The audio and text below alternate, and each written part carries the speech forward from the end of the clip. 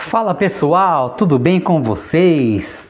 Uma boa noite para a aula online ao vivo. Um bom dia para quem ver essa videoaula de dia. Uma boa tarde para quem ver essa videoaula de tarde. Quem fala com vocês é o irmão Alexandre. Estamos aqui na segunda-feira mais uma vez para mais uma aula de teologia, de doutrina, de estudo bíblico. Lembrando vocês que quem quiser fazer parte do nosso curso de forma oficial, você deixa o seu contato aí, nós mandamos o material para você e você vai estudar através das redes sociais, através do grupo do WhatsApp para retirar dúvidas. Nós estamos aqui em nome da CETAD, do Seminário de Educação Teológica das Assembleias de Deus e também da Escola Teológica Resgate. Tudo bem? Curso reconhecido pelas convenções para consagração de obreiros. Pessoal, nós estamos estudando sobre a doutrina da salvação, o que chamamos também de soteriologia. E hoje nós vamos dar continuidade a esse estudo. Lembrando que na última aula nós falamos sobre consenso entre os calvinistas, falamos também sobre a escola infralapsariana, que é o plano que Deus elaborou para salvar o homem depois da queda. A escola infralapsariana e a supralapsariana são muito parecidas, porque ambas dizem que Deus decretou salvar alguns e abandonar a outros nos seus próprios pecados. A diferença é que o supralapsarianismo, que foi numa aula anterior, diz que todo o plano foi preparado antes da queda do homem, a queda de Adão. E o infralapsarianismo diz que foi depois da queda de Adão. Nós estudamos então sobre esses pontos e também estudamos sobre alguns consensos entre os calvinistas. Procura na nossa rede social, o YouTube, o canal Alexandre Palma Teologia Pentecostal. Procura também no nosso Facebook, que também tem as nossas aulas, tudo bem? Hoje nós vamos falar sobre a escola amiraldiana. O que seria a escola amiraldiana? O que acontece, pessoal? Insatisfeitos com alguns pontos do calvinismo e também com alguns pontos do arminianismo, alguns teólogos da escola calvinista se juntaram para elaborar um sistema de soteriologia, um sistema de salvação, com o nome de redenção hipotética. Irmão Luiz Ventura, nosso aluno online, paz do Senhor, meu irmão. Deus te abençoe, viu? A graça e a paz. Então o que acontece? Essa escola, chamada de escola amiraldiana, ela veio com um objetivo claro. Que objetivo era esse? De fazer uma junção entre calvinismo e arminianismo, conforme a gente vai ver no decorrer dessa aula. Só que é impossível conciliar o arminianismo com o calvinismo. Nos pontos que eles divergem, é impossível uma conciliação. Por quê? Porque o calvinismo crê na graça irresistível, ou seja, aqueles que Deus decretou que iria salvar, ele manda uma graça que é impossível o homem rejeitar. O arminianismo vai totalmente ao contrário. A graça ela é enviada para salvar todos os homens. Porém, só são salvos os que não resistem ao convite à salvação. Então você vê que nesse ponto não tem conciliação. Estão entendendo? Beleza? Entre outros pontos mais, que nós não vamos entrar nos pormenores por causa do nosso tempo. Então o que acontece, pessoal? Embora a doutrina da redenção hipotética seja acreditada na conta de um teólogo francês chamado Moisés Amiralt, por isso amiraldiano. Então, esse Moisés Amiralt, ele foi um teólogo francês que viveu entre 1596 e 1664. O irmão Luiz Ventura, ele escreveu aqui: a doutrina da CCB, Congregação Cristã no Brasil, é baseada no amiraldismo. Sim, muitos pontos do amiraldismo eles levam, mas ela é mais calvinista do que arminiana, tá? Por quê? Porque o líder, o fundador, o Louis Franciscon, ele era calvinista de questão doutrinária. Se bem que a Congregação Cristã no Brasil, eles têm propriamente uma teologia meio que deles mesmos, e eles não estudam teologia, eles não estudam os assuntos doutrinários, eles ficam mais com a questão da Bíblia, só pela Bíblia. E também não estudam, geralmente eles não estudam a Bíblia, eles acreditam na mensagem 100% revelada. Qual que é o problema disso? A Bíblia tem que ser lida pelo leitor do século 21, compreendendo todas as nuances histórica, cultural, escriturística, de usos e também de costumes da época que o texto foi escrito. Temos que entender a Bíblia do jeito que o povo primário do qual a Bíblia foi escrito entendia, para depois nós transferirmos para os nossos dias. Tudo bem? E é isso que a teologia, que o estudo bíblico doutrinário se propõe a fazer. Entendermos o texto e o contexto do jeito que ele era entendido naquela época, para transferirmos para a nossa cultura de hoje, sem perder a essência que era da época. Tudo bem, pessoal? Bom, o irmão Luiz Ventura diz exatamente, varão, concordo com você. Beleza, meu irmão? O que acontece então? Não foi só vamos chamar ele de Amiraldo aqui, tá? Que é o Moisés Amiralt. Não foi só ele que idealizou essa interpretação amiraldiana, mas ele leva o nome, ele levou a fama, tá? Mas um outro homem chamado John Cameron, que foi um teólogo escocês que ministrou aulas de teologia tanto na França quanto na Escócia, foi que ajudou o Moisés Amiralt, porque o Moisés Amiralt era aluno do John Cameron.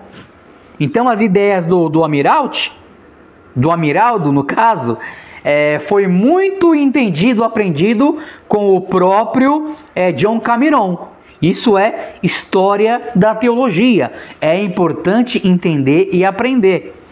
O irmão Maurício Aniceto Viana, nosso pastor Nando, ele está dizendo, líder de missões ali na Assembleia de Deus, ele está dizendo: paz do Senhor Jesus Cristo esteja contigo, meu amigo pastor Xande. Abraço de coração, pastor Nando e família. Tamo junto. Amém, pastor? Pastor Nando eu tenho como exemplo, um homem íntegro aí, ó, anos e anos servindo a Deus, e você não vê isso aqui, ó, para falar dele. Isso é uma bênção. Mas vamos continuar aqui, pessoal. Quando o Amiralt se tornou sucessor do John Cameron, ele aprimorou e popularizou a doutrina da redenção hipotética, que foi chamada também de amiraldianismo, porque Moisés Amiralt foi o principal expoente, embora o professor dele, que foi o idealizador da doutrina. Irmão Emerson Lima, nosso aluno online aí também, está presente na aula, nosso amigo aí desde adolescência. Deus te abençoe, meu irmão. O que acontece? Embora o Amiralt se declarava intérprete do João Calvino, a doutrina dele não era totalmente calvinista, mas é o que chamamos de semi-calvinista. Se por um lado ele dizia que a graça é suficiente para todos, por outro lado dizia que é eficiente somente para os eleitos. E nesse ponto aqui, todas as escolas estão certas. A graça é para todos, porém, só tem valor aos eleitos. O problema é na questão de como é que se chega a quem é eleito. Para o calvinismo, eleito é quem Deus chamou através da graça irresistível. Para o arminianismo, eleito é aquele que Deus previu que aceitaria o evangelho através da graça.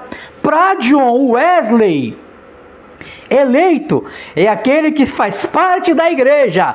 Enquanto você faz parte da igreja, que é o corpo místico de Cristo, você está na posição de eleito, porque a igreja foi eleita para morar no céu, para ir para a glória do Senhor. Então se mantenha na igreja.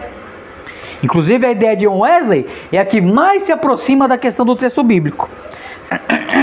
Tudo bem?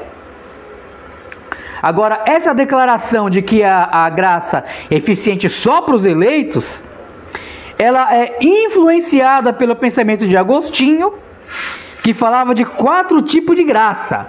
Preste atenção, Agostinho e 4 tipos de graça. O irmão Nando está dizendo: meu amigo, você é um exemplo para ser seguido por muitos pastores como servo de Deus e como cidadão. Amém, pastor, muito obrigado pela estima que o irmão tem. Mas a gente procura, tanto eu quanto o senhor, a gente procura ser cristão de verdade, né? Até porque a palavra cristão, muitos dizem que é pequeno Cristo, né? Você deve ter ouvido isso no seminário, você que está assistindo aí. Mas a palavra cristão não significa pequeno Cristo. A palavra cristão, ela é um diminutivo da palavra cristiano. Cristiano é uma palavra latina que significa aquele que está em Cristo. Então, cristiano seria um diminutivo de Cristo. Cristiano, que para nossa língua aqui, para aportuguesando, né, através do latim também, ficou cristão. A palavra Christ vem de Christ, vem de Cristo. E ano é a ideia de aquele que pertence, e ano, aquele que segue, e ano, aquele que serve. Então, cristão, na etimologia da palavra, que vem de cristiano, significa aquele que serve a Cristo, aquele que segue a Cristo, aquele que pertence a Cristo. Então, cristão é muito mais que um pequeno Cristo ou somente o seguidor de Cristo. É o seguidor, é o que é propriedade, o que pertence, e ele obedece a Cristo. Tudo bem? Tudo isso, então, é uma pequena palavra chamada cristão. E Deus quer que sejamos cristãos autênticos, que venhamos seguir a Cristo, que venhamos pertencer a Cristo, que venhamos servir a Cristo. Oh, glória! Já dá uma pregação isso aqui, hein? Mas vamos lá. O Agostinho falou primeiro da graça preveniente. Guarda isso daí, graça preveniente. Pessoal, graça preveniente é um despertamento que Deus dá a todo ser humano na alma dele, para que ele tenha capacidade de buscar a Deus. Depois, Agostinho fala da graça cooperativa. Graça cooperativa é Deus cooperando com nossas almas para que sejamos despertados. Ou seja, primeiro é um despertamento preliminar. graça preventiva, graça preveniente. Depois, a graça cooperativa, que é Deus cooperando com nossas almas para despertarmos para as coisas de Deus. Terceiro, Agostinho dizia graça suficiente. O que é graça suficiente? É a capacidade que Deus dá para que possamos exercer a vontade de Deus em nossa vida e perseverar nessa vontade que é a vontade de Deus. Muitos pregam por aí que Deus tem várias vontades, né? Vontade permissiva, vontade decretiva. Não, Deus tem só uma vontade. Ou uma só é a vontade de Deus. Qualquer outra coisa é uma permissão, mas não a vontade. Isso aqui fica guardado para você também aí, porque tem muita gente falando bobagem nos púlpitos por aí. E se dizem sabidões, os teólogos, que sabem tudo, mas não querem sentar numa mesa para aprender. Aí fica falando bobagem para a igreja de Cristo. Aí o pastor local não corrige. Sabe por quê? Porque ele também não sabe, porque também não quer estudar. Então, um conselho que eu dou para vocês: congreguem com pastores que saibam, no mínimo, igual a vocês. Congreguem com pastores que tenham profundo conhecimento do mundo bíblico. O mundo bíblico é o texto bíblico, a história bíblica, a cultura bíblica, os usos e costumes dos tempos bíblicos. Amém, pessoal? Isso é muito sério. Outro dia, eu dou aula tem o quê? Tem mais de 20 anos já. Outro dia aí, numa dessas salas de aula por aí, igrejas com o núcleo que nós abrimos, que os pastores se interessam para que a sua membresia aprenda teologia, nós abrimos núcleo, tá, gente? É só falar conosco, prepara lá pelo menos uns 10 aluninhos lá, nós vemos um dia da semana e damos aula ao vivo para eles. Beleza? Livro didático por cada matéria, tudo bonitinho, certificado da Convenção Geral das Assembleias de Deus, da CONAMAD também, para consagração de obreiros e etc. Beleza? Mas aí, esse aluno falou: ô irmão, eu vou perguntar para o meu pastor se eu posso estudar. Primeiro, pessoal, o teu pastor não precisa te liberar para você estudar, porque é uma ordem de Cristo. Você precisa aprender a Bíblia.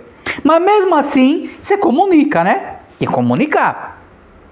O problema é que quando você começa a saber bastante, alguns pastores ficam preocupados. Ele não quer saber de aprender, mas ele fica preocupado com o membro dele que está aprendendo. Pois é.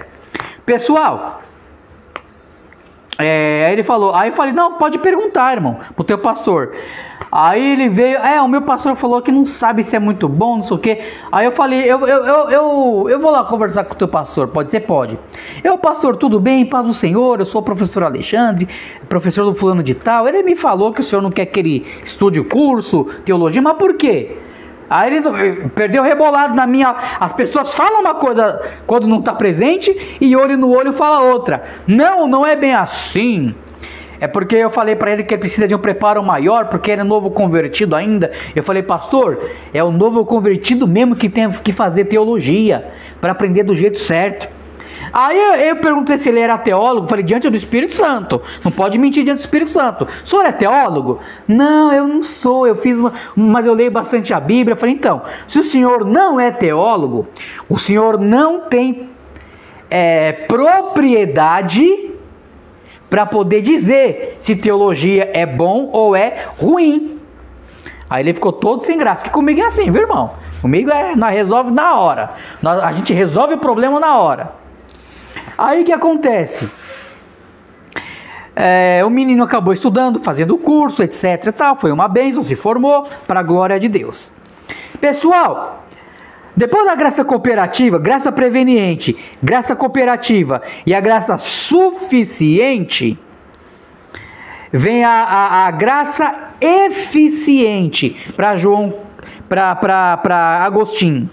A graça eficiente é a graça em que Deus capacita todos os que Ele predestinou, a fim de que eles possam cumprir com todas as expectativas. Tudo bem? Nós discordamos dessas ideias de Agostinho, porque não existe privilegiado para Deus. Deus dá graça preveniente, que é a graça que capacita o homem a responder à fé, e Deus dá graça suficiente, porque Cristo, Ele dá todas as ferramentas. Em Cristo, Deus dá todas as ferramentas que precisamos para nos manter na presença do Senhor. Tudo bem, pessoal?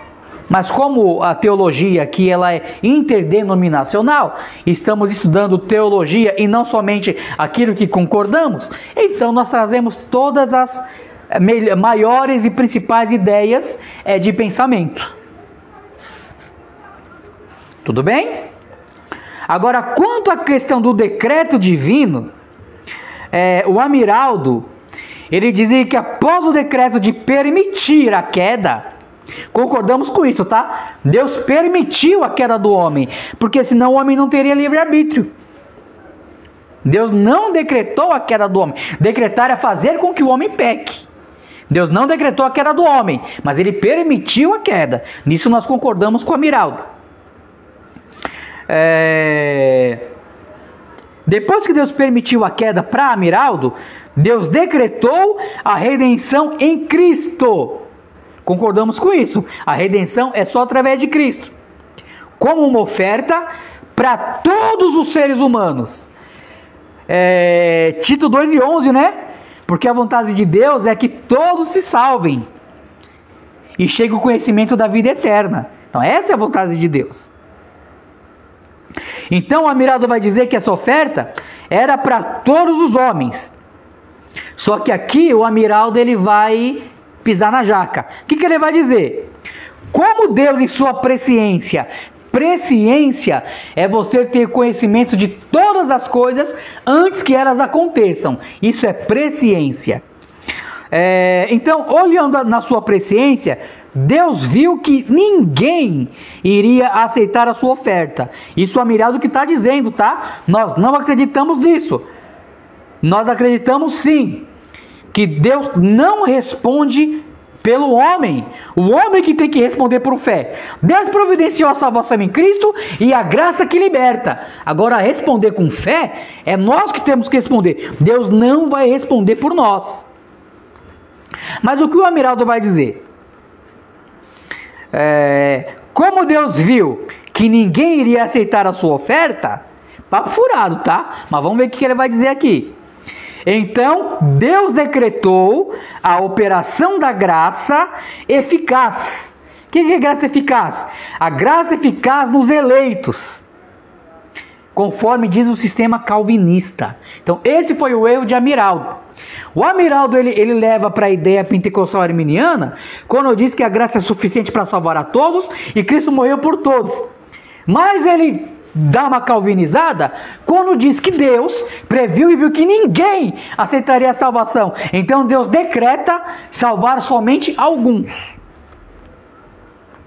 Então o Amiraldo aqui, ele vê duas vontades de Deus. Eu falei no comecinho que Deus só tem uma vontade, mas o Amiraldo vai ver duas. A vontade antecedente e a vontade consequente. A vontade antecedente de Deus, isso é um pouco de filosofia, hein? A vontade antecedente de Deus era que todos os que reagissem positivamente à pregação do Evangelho fossem salvos. Mas ele prevendo que ninguém iria reagir de forma positiva para ser salvo, não concordamos com essa ideia. Estamos ensinando o que o Amiraldo estava dizendo. Ele dizia assim: como Deus viu que ninguém iria aceitar, Deus então, por sua vontade consequente, decretou a salvação somente para um grupo de eleitos, deixando o resto dos pecadores seguir o teu próprio destino. Pelo menos o Amiraldo não viu uma dupla predestinação, né? Que foi condenada no Concílio de Orange, em que Deus predestina uns para serem salvos e predestina outros para ir para o inferno.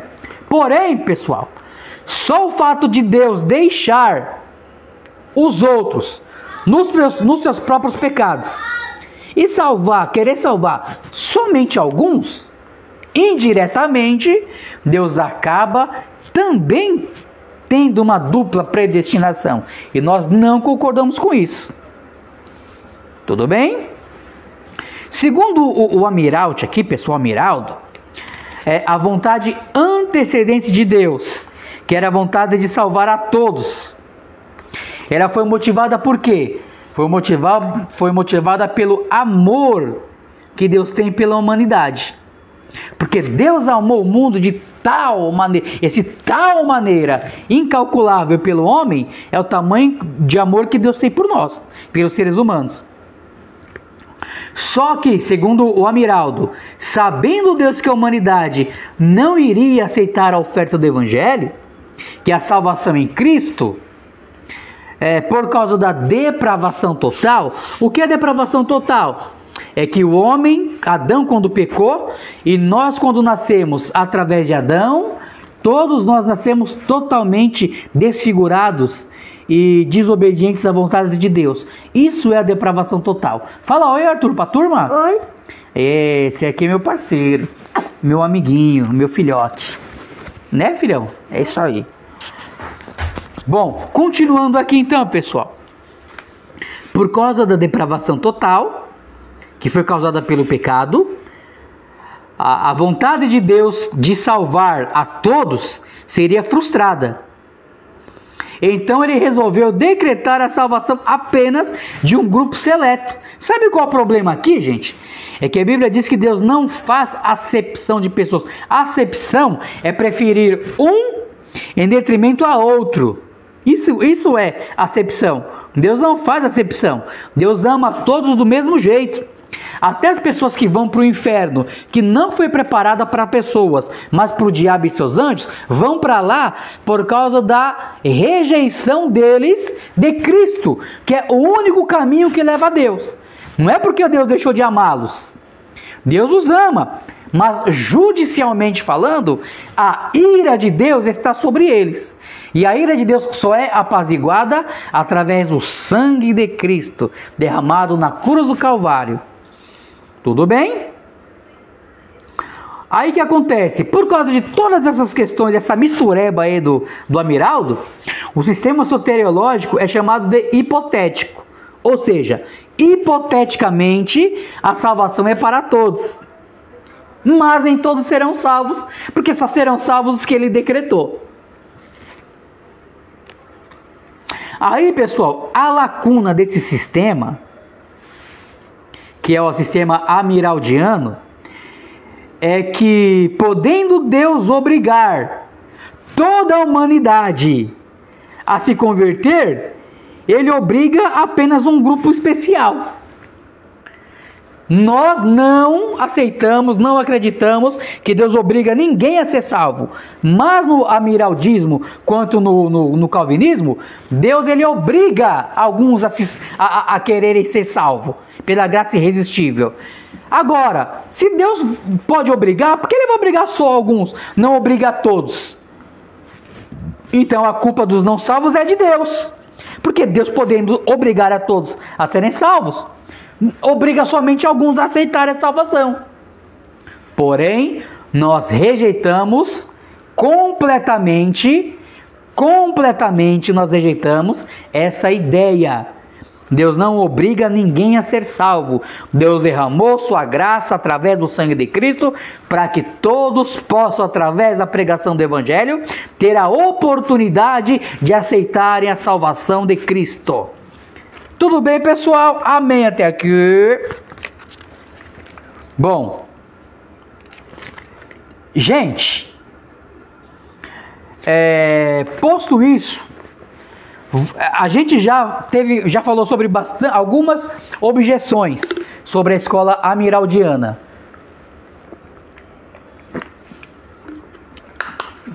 Então, vamos concluir esse ponto, pessoal, da escola amiraldiana, então, para ficar tudo bonitinho, tudo legalzinho. Gente, uma objeção aqui para essa questão é que esse esquema ele não prevalece. Por quê? Além de não ser fundamentado nas Escrituras, ele pega alguns pontos das Escrituras. Porque ele não tem uma doutrina coerente, porque pressupõe mudanças no propósito de Deus. Ou seja, Deus é um Deus que não sabe o que está fazendo. Porque Deus ele não consegue fazer aquilo que ele desejava fazer. Aí fica difícil. E a vontade de Deus, ela não pode ser frustrada. Aí você fala, então por que os pecadores não vão ser salvos? Porque não é vontade de Deus tomar o culpado por inocente. E por que o salvo é que vai para o céu? Porque não é a vontade de Deus pegar o inocente e julgá-lo como culpado. Vocês entenderam? Beleza?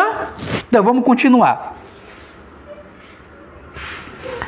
O Amiraldo aqui, então, ele entende que Deus, movido por sua eterna bondade, ele propôs salvar a todos os homens.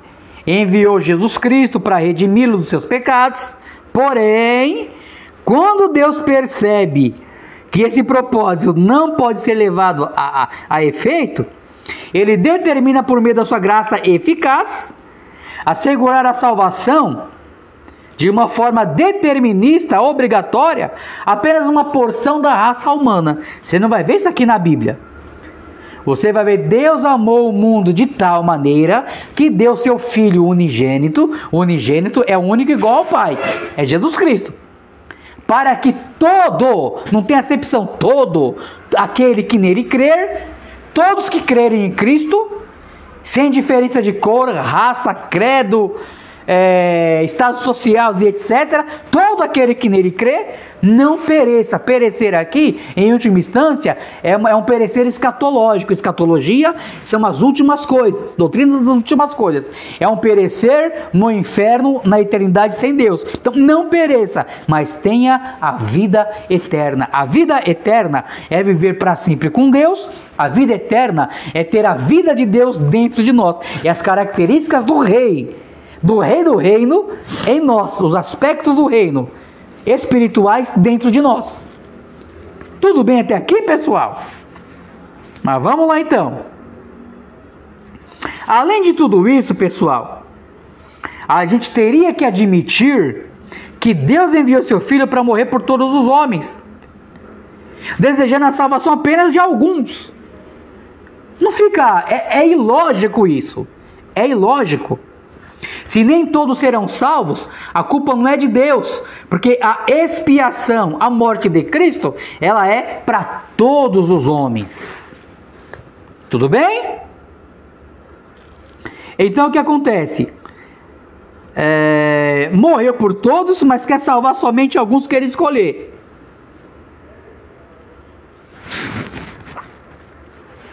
Aí fica difícil. Então, pessoal, o que acontece? Por mais que os defensores do amiraldismo, poucas igrejas são amiraldianas no Brasil, tá? Mas por mais que os defensores do amiraldismo queiram explicar esse esquema, essa dificuldade nunca será removida. Que dificuldade? A frustração de Deus em salvar a todos, fazendo então agora com que ele salve somente alguns. Isso aqui é uma pedra no sapato dos amiraldianos.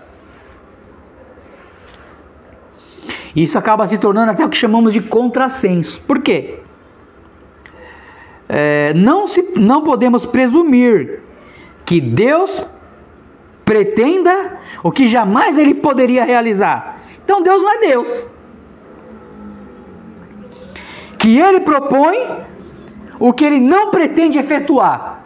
Isso não é coisa de Deus. Que ele adota meios para um fim que jamais será atingido. Esse Deus é um Deus muito fraco. E não se pode afirmar isso de qualquer ser racional, que é detentor de sabedoria e poder com vistas e assegurar a execução de seus propósitos, muito menos a Deus, meu irmão. que tem todo o poder, que tem toda a sabedoria, e dele é toda a honra e toda a glória pelos séculos dos séculos. Amém. Agora, pessoal, o calvinismo, através do Charles Hodge, que é um teólogo calvinista, que tem uma teologia sistemática, chamada Teologia Sistemática de Charles Hodge, lá na página 724, ele vai dizer assim, eu vou ler aqui, ó. Se todos os homens não são salvos, é porque Deus jamais propôs a salvação deles, e jamais planejou, nem pôs em execução algum meio designado para a consecução desse fim. O Rodney está dizendo isso aqui. Irmã Sônia Emílio, paz do Senhor. Mas isso é um erro do Rodney, né? Porque na verdade, a vontade de Deus é salvar a todos.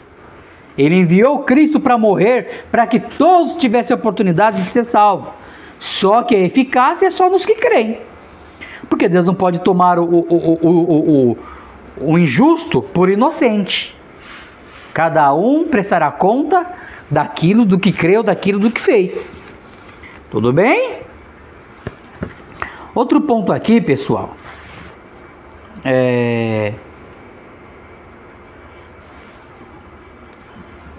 Então, a gente deve assumir que o resultado está na interpretação dos propósitos de Deus.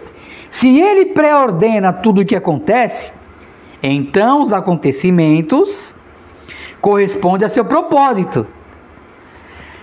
Muitos calvinistas vão ter uma objeção, dizendo assim, ó, Deus, Ele faz com aqueles que não são escolhidos, cometam coisas que não agradam a Deus. Mas Deus faz de um jeito que a culpa é de quem está fazendo e não de Deus. Só que esse filosofar que eles dizem, pessoal, a conta não fecha. Como que Deus faz você fazer alguma coisa e a culpa é sua, não é dele? Isso não tem lógica. Paz do Senhor, minha irmã. Está dizendo paz do Senhor, professor. Paz do Senhor, minha irmã. Tudo bem, pessoal? Então, se ele pré-ordena tudo o que acontece, então os acontecimentos correspondem ao seu propósito. Isso é lógica. E é contra a razão e contra a Bíblia presumir que haja alguma contradição ou ausência de correspondência entre o que ele quer e o que acontece. Tudo bem? Não pode ser admitida como bíblica, porque a teoria que presume que Deus propôs a salvação a todos os homens e enviou seu filho para morrer como meio para salvar a todos, e vendo e prevendo que tal fim não podia ser alcançado, elegeu somente uma parte da raça humana para ser sujeito à graça eficaz. E isso não pode ser admitido como uma teologia bíblica. Amém, pessoal? Então, dentro desse ponto, para a gente não misturar os pontos aí, nós vamos estar encerrando esse ponto dessa aula da escola do amiraldianismo, e depois a gente vai entrar na questão da escola arminiana. Fique esperto aí no Facebook, fiquem espertos no YouTube. Deus abençoe vocês. Até a próxima. Paz do Senhor.